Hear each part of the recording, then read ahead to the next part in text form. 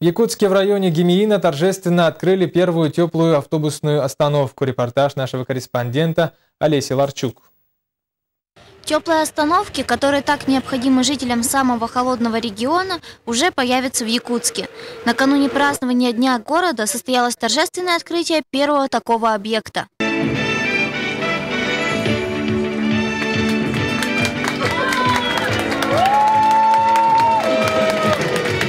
Остановка располагается в районе Гемиина. Она оснащена всем необходимым для комфортного ожидания – электронным табло, сиденьем и магазином с согревающими напитками – кофе и чаем.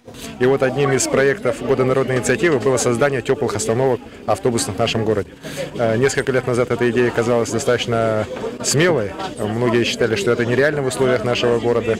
Но мы в сотрудничестве с ООО «Техноград», который занимается сотовым ритейлом, такой проект начали в городе.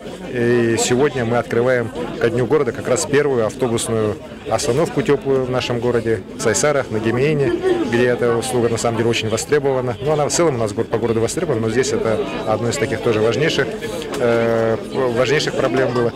И мы видим, что прекрасное на самом деле получилось строение, где и продажи, где и люди могут воспользоваться различными услугами.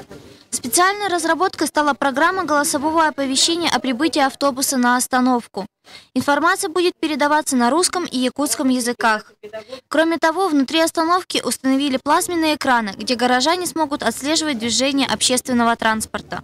Олеся Ларчук, Василий Слепцов. Новости столицы.